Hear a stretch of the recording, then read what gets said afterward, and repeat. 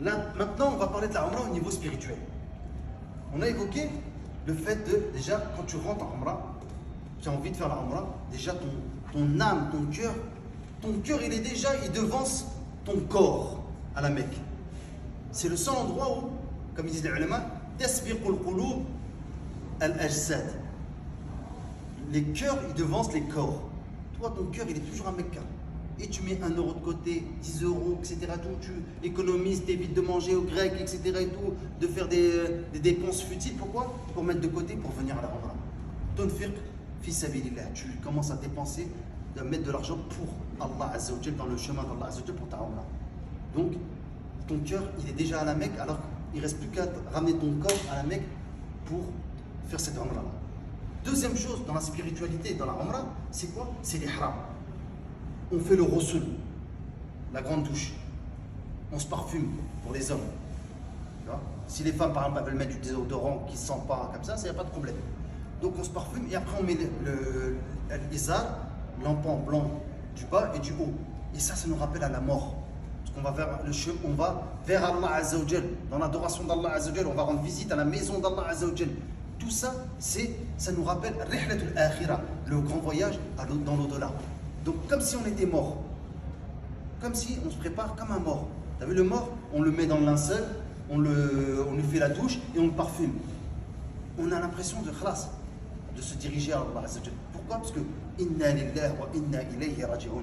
On appartient à Allah et c'est vers lui qu'on retourne. Donc, deuxième chose de l'ihram, ça nous rappelle la mort.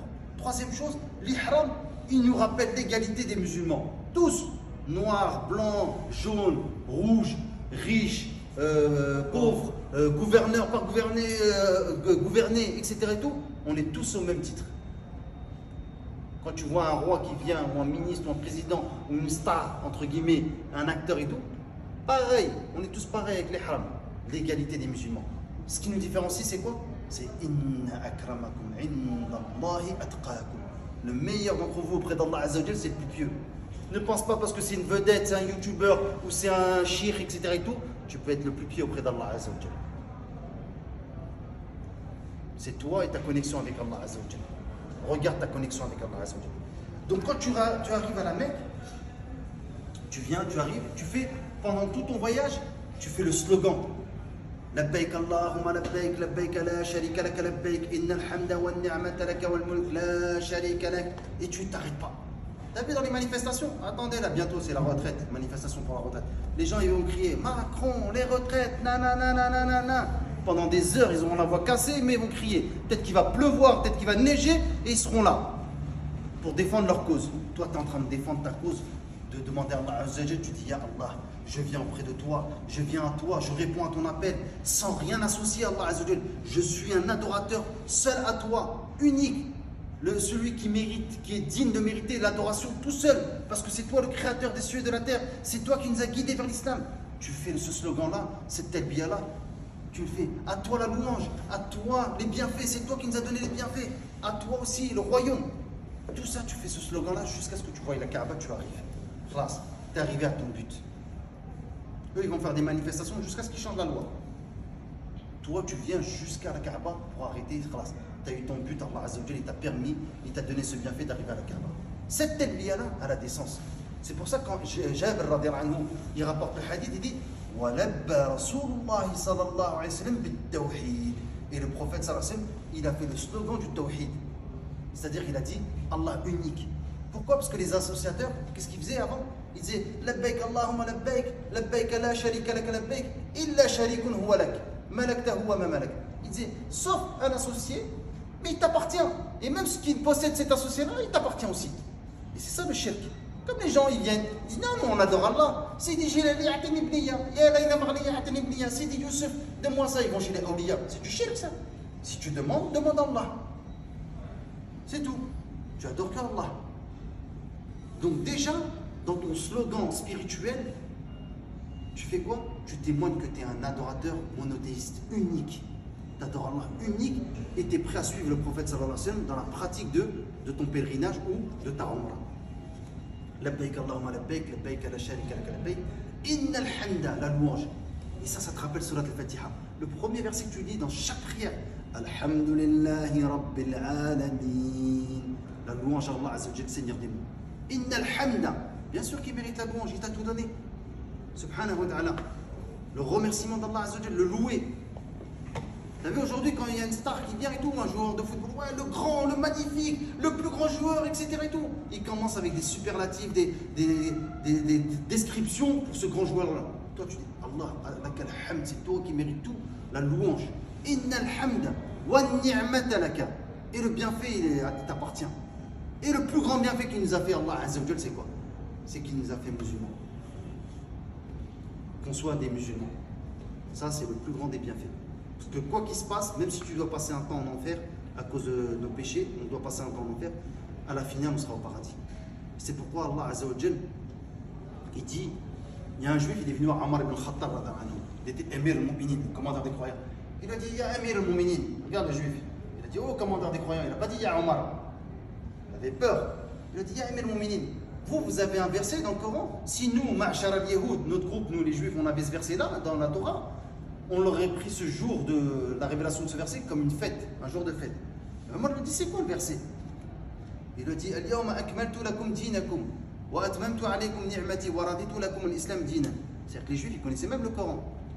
T'imagines? De toute façon, on le sait ça, hein, quand on regarde ces news, ils te ramènent des versets, des hadiths, bon, avec des interprétations fausses parfois, mais ils savent un peu l'islam, ils vont chercher. Surtout quand ils ont des imams égarés et égareurs. Les imams qui ramènent dans les plateaux et tout. Donc, il lui a dit, Al-yawm akmaltu lakum dinakum. Aujourd'hui, j'ai parachevé pour vous votre religion. Wa atmamtu alaykum ni'mati. Et je vous ai comblé de mon bienfait. Ni'mati, Allah il a dit son bienfait. C'est quoi ce bienfait-là? Wa raditu lakum al-islam dinan. Allah il a été satisfait pour nous l'islam comme religion. C'est ça, c'est le meilleur des bienfaits. Ce verset-là, il a été révélé le jour de Arafat, pendant le Hajj du prophète sallallahu alayhi wa sallam. Hajjat al-Wada'. Azim, t'as pas mieux que comme bienfait sur terre que tu sois musulman, que tu sois un adorateur d'Allah Azza wa Jal. T'es rentré dans le club des adorateurs d'Allah Azza wa Jal, des membres des adorateurs d'Allah Azza wa Jal.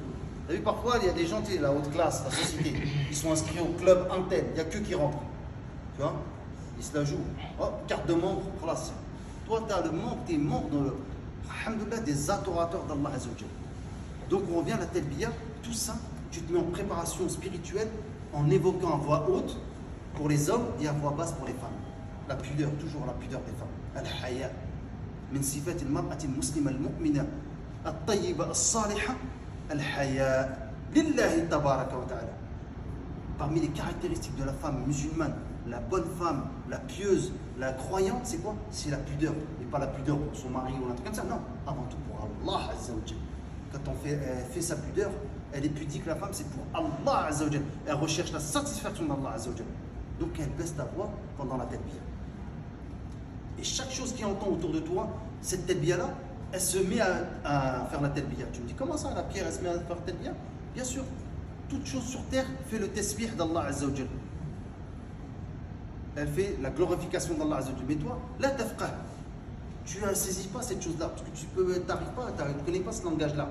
Comme je disais tout à l'heure, tu as vu, quand on a un escargot, il parle avec un escargot. Comment il parle? Toi, tu comprends le langage des escargots? Quand un chien, il parle avec un chien, comment? Tu comprends les aboiements quand il parle et tout? Il lui dit des choses. Tu vois? Un chat avec un chat. Tu vois? Bon, on ne parle pas trop de chats, parce que Yazid, il n'aime pas trop les chats. Donc, on fait la talbiya. La talbiya. Une fois qu'on arrive à Mecca, dès que tu arrives à la Kaaba, tu rentres dans la mosquée, tu fais la dua à l'entrée de la mosquée, connue, Bismillah wa salatu wa salam ala rasulillah, Allahumma fi li dhunubi wa ftah li abwaba rahmatik. Ouvre-moi les portes de ta miséricorde. Tu vois la Kaaba pour le premier instant, et là, comme faisaient certains compagnons, tu dis Allahumma anta as-salam wa minka as-salam fa hayyina rabbana bis-salam. Allah, tu es la paix, as-salam wa minka as-salam, et la paix elle vient de toi. Fais-nous vivre, fais-nous vivre avec la paix. La paix dans notre corps, la paix, tu nous écartes des péchés, parce que c'est une mauvaise chose pour nous. Ça nous atteint, ça nous noircit le cœur.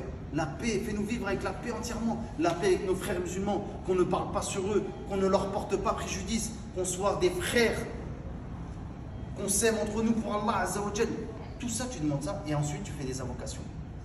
Première vision de la Kaaba. Donc tu arrêtes la talbiya quand tu vois la Kaaba.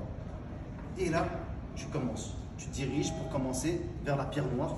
Et là, tu découvres ton épaule. Tu découvres ton épaule. Pourquoi tu découvres ton épaule? Pourquoi? Cette débat, il a une histoire. Les gens de la Mecque, ils étaient là assis quand le prophète Sassam est venu faire la Umrah. Et ils se sont dit, ah, Rasulullah Sassam et ses compagnons, ils sont venus de Yathrib. Yathrib, c'était le nom de la Médine d'avant. Ils sont fatigués, ils ont été touchés par Huma Yathrib, l'épidémie de Yathrib. On peut les battre. Et le prophète Sassam, il a entendu ça. Qu'est-ce qu'il a fait? Il a découvert sur l'épaule droite, on est là, les muscles. Et il a commencé à précipiter le pas pendant les 3 tours. Si vous voulez vraiment la guerre, vous voulez vous friter, on est ici. On est encore en bonne forme. Ils ont vu, ils ont dit, oh là là, qu'est-ce qui se passe? Ils sont en bonne santé, ceux-là. Ils n'ont pas été touchés par l'épidémie de Yathrib. Ils se sont calmés direct. Et ça, parce que quoi? Tu fais ça pour voir l'Izza, la gloire des musulmans. Et tu apprends une bonne leçon, c'est que tu as vu les mécréants, s'ils attendent un moment de faiblesse, ils vont te sauter dessus. Pourquoi? Parce qu'ils ont la haine dans leur cœur. Comme Allah Azza wa Jalla a dit, قَدْ بَدَتِ الْبَغْضَاءُ مِنْ أَفْوَاهِهِمْ وَمَا تُخْفِي صُدُورُهُمْ أَكْبَرُ. L'inimitié, elle a commencé par leur langue. Les musulmans, l'islam, nanana. On fait un petit coucou à Eric là, Zemmour. Donc tout ça, ils parlent d'islam tout le temps, la haine. En France, nous Eric, Marine, Darman, tout le temps c'est l'islam. On dirait que c'est tous les mots de la société à X, c'est l'islam. Mais toi, tu es là, bien ferme avec ta foi. Tu tiens ta foi correctement. Parce que tu sais que tu es un adorateur d'Allah Azza wa Jalla. Quoi qu'il se passe, tu tiens ta religion comme si tu tenais une braise de feu dans ta main. Comme le prophète Sassam a dit. Et tu montres la Issa, tu lèves la tête. Donc, tu es fier de ta religion. Et les mécréants, tu sais que tout le temps, ils veulent t'attaquer. Ce qu'ils cachent dans leur cœur, c'est encore pire. Rien que déjà par leurs paroles, regarde comment ils parlent de nous. L'islam, qu'est-ce qu'on a fait? On vit, on travaille, on paye nos impôts comme vous. Qu'est-ce qu'on a de plus? On adore Allah, c'est tout. Laissez-nous tranquilles. Non. Nos femmes elles mettent le hijab, pourquoi? Ça vous a dérangé en quoi? Vous, vos femmes, elles se dénudent. Certaines de vos femmes. Laissez-nous tranquilles. Aujourd'hui, non, le musulman, il est mauvais. Par contre, ce que eux, ils pensaient auparavant comme l'homosexualité, qui est considérée comme une maladie, aujourd'hui, c'est devenu une chose bien. Être gay, tu vois. Donc les gays, etc. Et tout, avec des couleurs d'arc-en-ciel, c'est tout beau, tu vois. C'est le haram, une chose que Allah Azza wa Jalla a dit, quand il a parlé d'homosexualité, il dit, le peuple de l'autre, il a dit, personne avant vous dans les alamines, dans le monde, n'a fait ce haram-là, ce péché-là. Et vous, vous le faites. Personne ne vous a devancé de ce péché-là. Et ça, c'est devenu normal. Mais mettre le hijab, Allah, ils nous prennent la tête. Les abaya, le hijab, nanana, le jilbab, maintenant ils apprennent tous les mots. Le niqab, le hijab, le jilbab, le tchador. Ils devaient aller, ils apprennent la religion au fur et à mesure. Pourquoi? Pour déverser leur haine sur nous. Qu'est-ce qu'on a? Laissez-nous tranquilles. Parfois, tu vois un homme, il est habillé en femme, travesti. Là, tu parles de liberté. Et quand c'est nos sœurs qui se mettent en hijab, tu dis non, c'est l'islam politique. Quelle politique?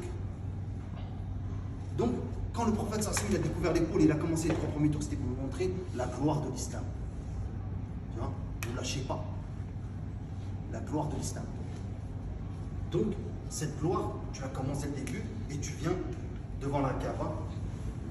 Tu es là, devant la pierre noire, tu dis Allah. Cette pierre du paradis qui était toute blanche. Elle était plus blanche que le lait. Et à chaque fois que les fils d'Adam il la touchent, elle absorbe les péchés, elle devient noire. Comme ton cœur. Tu sais, ton cœur il était tout blanc. Mais à chaque fois que tu fais un péché, il y a un point noir qui vient s'incruster. Si tu ne fais pas l'istighfar, le pardon, demande de pardon à Allah Azza wa Jalla, il devient tout noir. C'est pourquoi le prophète sallam, dans une assise, il faisait l'istighfar plus de 100 fois. Il avait peur que son cœur se rouille à cause des péchés. Donc, reste en connexion avec Allah dans le demande de repentir pour nettoyer, faire une vidange spirituelle de ton cœur. Tu vois, ta voiture tout le temps, stop, faire vidange. Bah, ton cœur, normalement, chaque fois, il faut que tu fasses une vidange de ton cœur pour le revivifier et le rebooster. Donc, on arrive à la Kaaba, on fait le tawaf, cette pierre noire qui nous rappelle le paradis. Connexion avec le paradis d'Allah. Allah, il nous a descendu une pierre du paradis, subhanallah. C'est un signe. Et quand ils analysent les pierres noires des cristaux, certains en Angleterre, ils ont analysé les cristaux, ils disent, ouais, ça, il n'y a pas sur Terre ces cristaux-là. Peut-être cette pierre-là, elle n'existe pas. D'où elle vient? C'est une pierre du paradis à Jama'a. Donc, tu vas commencer pour faire tawaf autour de la Kaaba. On a expliqué le tawaf autour de la Kaaba. On a dit le point minute, à partir de là, on fait le tawaf. Et vous avez vu, il y a un demi-cercle autour de la Kaaba. Ce qu'ils appellent le Hijr Ismaïl. Mais c'est un Hijr tout court. Ismaïl n'a rien à voir avec ce Hijr. Alayhi salam. Ce demi-cercle-là, en fait, la Kaaba, cette Kaaba-là, c'est quoi? Le premier qui l'a construit, selon la vraie parole des savants, c'est Adam alayhi salam. Allah, il a voulu qu'il y ait une maison sur terre, sa maison, les gens ils y viennent, il les invite à l'adorer. Et Adam, le premier prophète, Adam alayhi salam, il a construit cette Kaaba. Et Ibrahim alayhi salam, avec son fils Ismaël, il a reconstruit les fondations de la Kaaba. Il a reconstruit. Et au fur et à mesure des années, les gens ils reconstruisaient la Kaaba. Même les mécréants de Quraysh, ils reconstruisaient la Kaaba. Mais qu'avec de l'argent halal, qu'avec de l'argent pur. Ils avaient peur. Même si c'était des mouchriquines, c'était des associateurs, mais ils ne mettaient pas de l'argent sale dans la Kaaba. Aujourd'hui, tu as des gens, ils mangent avec de l'argent sale, ils vivent avec de l'argent sale, etc. Et tout. Les mécréants, ils avaient, malgré leur mécréance, c'était des hommes. Pour l'adoration d'Allah, ils mettaient que de l'argent halal. Mais un jour, ils n'avaient plus assez d'argent pour les fondations. Et ils ne voulaient pas mettre de l'argent haram pour construire la Kaaba. Alors, ils ont fait un demi-cercle pour dire que la Kaaba, elle arrivait jusque-là. Elle était rectangulaire, la Kaaba. Et elle avait deux portes, une porte d'entrée et une porte de sortie. Donc, ils ont laissé ce demi-cercle. Ils ont dit, tiens, l'année prochaine, on va reconstruire, on va le remettre comme avant, comme elle a été construite au temps d'Ibrahim alayhi salam. Mais au fil des temps, ils ont laissé comme ça. Et c'est resté comme ça. C'est pourquoi le prophète sallallahu alayhi wa sallam, il a dit, si j'avais pas peur que mon peuple, il est nouveau dans l'islam, j'aurais reconstruit la Kaaba comme Ibrahim alayhi salam, il l'a reconstruit. Elle était plus grande et elle avait une porte d'entrée et une porte de sortie. Mais si le prophète il avait fait ça, les gens de Quraysh ont dit, ouais, t'as fait une chose nouvelle. Parce qu'ils ont été habitués avec ce demi-cercle. Et c'est pour ça, vous voyez, certaines personnes, ils viennent prier dans le demi-cercle. Parce que quand tu pries dans le demi-cercle, c'est comme si tu avais prié dans la Kaaba. Tu vois? C'est pourquoi le tawaf, il est obligé d'être accompli au-delà de ce demi-cercle. Si tu rentres à l'intérieur, c'est que non. C'est comme si tu avais fait tawaf dans la Kaaba. Et ça, c'est interdit. Il faut faire autour de la Kaaba. Hawla al-Kaaba. Autour. Donc, cette Kaaba-là, elle te met en connexion avec le paradis. Elle te met en connexion avec les prophètes. Ils ont tous fait le Hajj. Comme c'est venu dans certains récits. Donc, toi, tu essayes de ressembler à qui? Aux prophètes. Et tu es en connexion avec le paradis. Et encore plus grand que ça, tu es en connexion avec les anges d'Allah Azzawajal. Tu es en connexion avec Allah Azzawajal. Tu es en connexion avec Allah Azzawajal. Pourquoi? Parce que au-dessus de la Kaaba, il y a Bayt al-Ma'mour, il y a la maison peuplée. Comme le prophète sallallahu alayhi wa sallam, il a dit. Il a dit, au-dessus de la Kaaba, il y a Bayt al-Ma'mour, c'est la Kaaba des anges. Donc même les anges, qu'est-ce qu'ils font? Ils font l'adoration d'Allah Azza wa Jalla. Et il a dit, le prophète sallallahu alayhi wa sallam, منذ أن خلق الله السماوات السبع السماوات والأرض كل يوم فيه 70,000 ملكا. Il y a 70 000 anges qui viennent et qui prient autour de la Kaaba. ثم لم يعودوا. Et ils ne reviennent pas. Depuis la création des cieux et de la terre. T'imagines les anges? Combien il y a d'anges? وما يعلم جنود ربك إلا هو. Et il ne connaît le nombre des soldats de ton Seigneur que lui. Et un jour, le prophète sallallahu alayhi wa sallam, il a dit, ittaqi as-samaa wa haqqan at-taqit. Le craquement, le ciel, il a craqué comme ça. Et les craquements, quand tu marches sur le sol, tiens, les parquets avant, tu entends cric, cric, cric. Il a dit, le sol, il a presque craqué. Il n'y a pas un endroit dans le ciel de 4 doigts où il n'y a pas un ange, soit debout en adoration avec Allah Azza wa Jalla, soit incliné en recours, soit en soujoud. Donc tu vis avec les anges autour de toi. Pourquoi tu as peur alors? Tu as peur des armées, des avions, etc. Allah, il nous envoie un ange, classe. Subhanahu wa ta'ala. Donc il y a la foi des anges. Pendant que tu fais ton tawaf, il y a la foi aux prophètes, il y a la foi aux anges, il y a la foi au paradis. Tout ça, ça te rappelle les piliers de la foi. Il y a la foi en Allah Azza wa Jalla. Tu vois? Il y a la foi au jugement dernier, le paradis. C'est le jugement dernier. Donc tu es en connexion avec ta foi autour de la Kaaba. Donc, une fois que tu as fini le tawaf, qu'est-ce que tu fais? Tu fais 2 rak'at, 2 unités derrière le maqam d'Ibrahim. Tu te rappelles d'Ibrahim, les empreintes. Ibrahim, quand il est venu, il a construit la Kaaba avec son fils Ismaïl. Regarde l'éducation islamique. Son fils, il l'a aidé à construire la Kaaba. Il faut que tu amènes toi aussi tes enfants dans l'adoration d'Allah Azza wa Jalla. Tu les éduques dans l'adoration dans l'islam. Tu les ramènes à la mosquée. Tu leur montres la prière. C'est pas que tu vas prier tout seul. Donc, tu récites les 2 sourates de l'ikhlas, de la sincérité. Pourquoi on dit les 2 sourates de l'ikhlas? Parce que ces 2 sourates-là, elles reflètent la sincérité, le culte à Allah unique et que tu es innocent de ce que font les mécréants. J'adore pas ce que vous adorez. Vous aussi, vous adorez pas ce qu'on adore. Laissez-nous tranquilles. Lakum dinukum waliya din. Pour votre religion, à nous la nôtre. Pareil. Allah il n'a pas enfanté. Pas comme on dit les chrétiens, Allah il a un fils, Jésus. Jésus c'est un prophète. Et comme les juifs ils ont dit Uzair ibn Allah, Uzair cet homme pieux, ça a été dit que c'était un prophète aussi, ils ont dit c'est le fils d'Allah. Non, t'es con, t'es pas d'accord avec le dogme des juifs et des chrétiens. Pourquoi? Parce que Sirat al-Ladina Ihdina as-sirat al-mustaqim, Sirat al-Ladina an'amta alayhim, ghayr al-maghdubi alayhim wa ad-dallin. C'est pas le chemin, c'est le chemin, les juifs et les chrétiens, c'est le chemin de ceux que Allah Azza wa Jalla s'est mis en colère contre eux et ceux qui se sont égarés. Ils n'ont pas suivi les principes d'Allah Azza wa Jalla. Donc quand tu lis ces 2 sourates-là, tu te rappelles tout ça. Et après, tu vas boire Zemzem. Zemzem, tu te rappelles de Ismaïl. Quand Ibrahim il est venu, il l'a laissé à la Mecque. Biwadin ghayri zar. Dans une région, il n'y avait rien. Pas de McDo, pas de Pizza Hut, rien du tout les gars. Pas de végétation, rien. C'est que de la pierre. Et Ibrahim il dit à sa femme, je dois partir. Je dois te laisser là avec ton fils, le bébé Ismaël.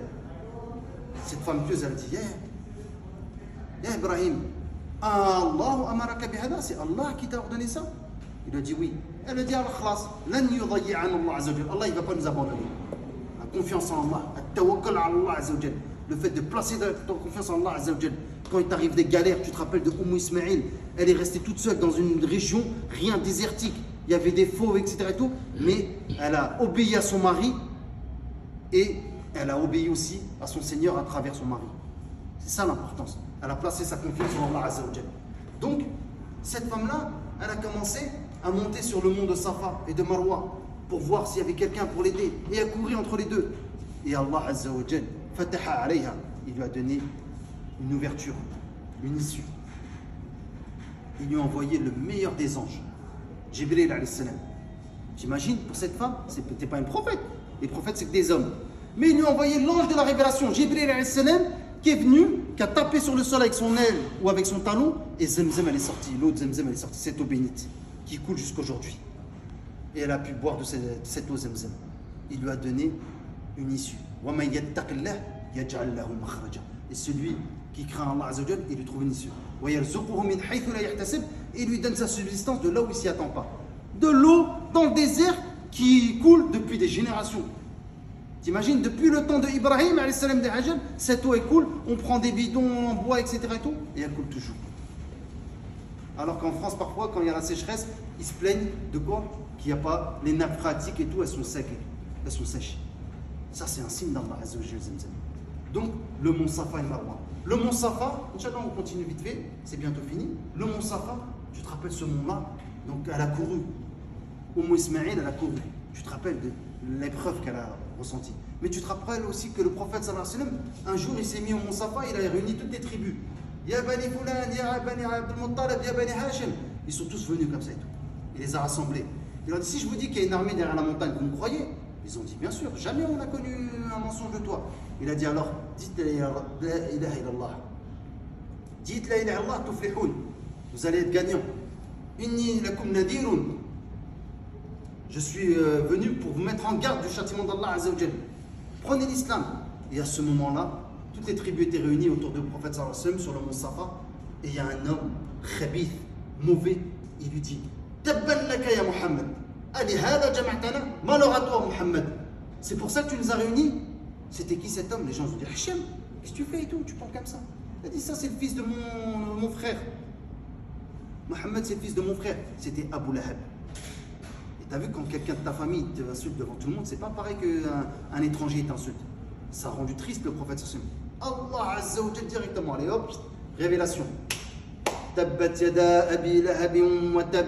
ما أغنى عنه ماله وما كسب سيصلى نارا ذات لهب وامرأته حمالة الحطب في جيدها حبل من مسد حمالة الحطب خلاص lui et sa femme qui prenait des épines, du bois et tout, et jetait devant le chemin du prophète sallallahu alayhi wa sallam. Hammalatul Hatab et tout. Donc cette femme-là, son mari et elle, ils sont en enfer. Vous marchez sur terre, mais vous êtes destinés à l'enfer. Il n'y a plus de tawba pour vous, il n'y a plus de repentir. Vous avez porté préjudice au prophète sallallahu alayhi wa sallam, alors que vous êtes de sa famille. Et là, le prophète sallallahu alayhi wa sallam, il était triste. Mais regarde quelques années plus tard. Il est revenu au mont Safa et Marwa, et pendant le Hajj, avec 100 000 personnes qui attendaient. Qu'est-ce qu'il fait le prophète sallallahu alayhi wa sallam? Et il est monté sur le mont Safa, et il a dit Allahu Akbar, Allahu Akbar, Allahu Akbar. Alors qu'il était tout seul à la Mecque, comme croyant, et ensuite Abu Bakr, et sa femme Khadija, et Ali, et les musulmans et tout, au fur et à mesure, cette religion elle a commencé par un homme. Il a dit Allah est le plus grand. La ilaha illallah wahdahu la sharika lahu, lahul mulku wa lahul hamdu wa huwa ala kulli shay'in qadir. À lui le royaume, la louange, il est capable de tout. Un homme, regarde aujourd'hui combien il y a de musulmans sur terre. Personne n'a fait ça auparavant. Ça se voit que le prophète sallam, il était soutenu par Allah Azza wa Jal. Allah il a ayyadahu Allah tabaraka ta'ala. Et il a remercié Allah Azza wa Jal. Ce moment-là, il s'est rappelé. Qu'est-ce qu'il s'est rappelé? Il s'est rappelé de Allah Azza wa Jal. Il lui a donné la force, la patience et la certitude, al-yaqin, pour qu'il transmette ce message d'Allah Azza wa Jal. La ilaha illallah wahda, Allah unique. Anjaza wa'da, il a accompli sa promesse. L'islam il est rentré dans toute la péninsule arabique, à travers tout le monde. Wa nasara abda, il a donné la victoire à son serviteur. Wa hazama al-ahzab wahda, il a détruit les coalisés. Donc demain il peut détruire encore les gens qui se mettent contre l'islam. Le prophète il a évoqué Allah Azza wa Jal. Et il est monté dans ce mont Safa que Ismaïl elle a couru à travers. Et il est monté dans ce mont Safa. Pourquoi? Parce qu'avant les mécréants ils mettaient des statues sur le mont Safa et le Marwa. Il les a détruites, le prophète sallallahu alayhi wa sallam. Il a détruit toutes les statues qui étaient à la Mecque et il a détruit les statues qui étaient à Safa al-Marwa pour faire cette adoration. Donc quand tu te rappelles aussi de la Mecque, ça a été l'endroit où les statues ont été détruites. Alors détruis toutes les statues, tout ce que tu veux adorer en dehors d'Allah Azza wa Jal. Tout ce qui veut t'apporter, tout ce qui veut te dérouter de la voie d'Allah Azza wa Jal, détruis-les de ton cœur. Sors-les de ton cœur et fais en sorte que ton cœur il est seul pour Allah Azza wa Jal, parce que le jour du jugement dernier, la yanfa'u malun wa la banun illa man ata Allah bi qalbin salim. Les biens et la descendance ne seront pas profitables sauf pour celui qui vient à Allah Azza wa Jal avec un cœur salim, c'est-à-dire avec un cœur où il y a l'unicité d'Allah Azza wa Jal, où il y a l'amour du prophète sallallahu alayhi wa sallam, où il y a le fait d'esquiver les désobéissances d'Allah Azza wa Jal, les interdits d'Allah, et le fait d'accomplir les ordres d'Allah Azza wa Jal. Donc ça c'était un peu la Umrah. Ensuite, quand on a fini le sa'i, on se coupe les cheveux comme le nouveau-né. Une nouvelle vie. Tu as vu le nouveau-né? On le rase. Tu te rases ou tu te coupes les cheveux, tu démarres une nouvelle vie. Alhamdulillah. Et tu es là dans l'acceptation de ta Umrah, Inch'Allah, auprès d'Allah Azza wa Jal. Et tout ça, ça te rappelle l'au-delà. Quand tu marches dans le Safa al-Marwa, ça te rappelle le chemin. On est tous là en train de marcher. Le jour du jugement dernier, quand on va marcher dans la terre de rassemblement, Ardul Mahshar, on va arriver à Adam, on va dire Adam, demande à Allah qui commence le jugement. Adam va dire moi je peux pas. Allez voir Nuh. Nuh il va dire pareil. Allez voir Ibrahim. Allez voir Moussa. Allez voir Isa jusqu'à le prophète sallallahu alayhi wa sallam. Et il va faire Shafa'at al-Kubra, al-Udma. Il va demander l'intercession à Allah Azza wa Jal pour que Allah commence le jugement pour toute l'humanité, les musulmans et les mécréants. Et ensuite le prophète sallallahu alayhi wa sallam, il fera une intercession spécifique pour sa nation, seuls les musulmans. Et quand tu bois Zemzem, ça te rappelle aussi le Hawd al-Nabi sallallahu alayhi wa sallam, le bassin du prophète sallallahu alayhi wa sallam dans l'au-delà. Toutes ces choses-là, ces mawaqif, ces événements dans la Umrah, ça te rappelle l'au-delà. Pourquoi? Parce que c'est un voyage vers l'au-delà. Tu te rappelles, c'est le plus grand dars, c'est la plus grande conférence qui t'a été donnée pour te rappeler l'au-delà d'Allah Azza wa Jal. وآخر دعوانا أن الحمد لله رب العالمين وأسأل الله عز وجل يوفقنا لما يحب ويرضاه ويرزقنا عمرة مقبولة لا رياء فيها ولا سمعة. On demande à Allah Azza wa Jal qu'il accepte notre Umrah Inch'Allah et qu'il fait en sorte que nous fasse une Umrah sans ostentation gestuelle ou verbale, qu'il accepte de notre adoration dans son territoire sacré, Al-Haram, que Allah Azza wa Jal a rendu sacré par l'intermédiaire de son prophète Ibrahim alayhi salam, comme il a rendu sacré la Médine par l'intermédiaire de son prophète Muhammad sallallahu alayhi wa sallam. Wa subhanakallahumma bihamdik nashhadu an la ilaha illa anta nastaghfiruka wa natubu ilayk. Barakallahu fikum, j'ai dit un peu long pour vous.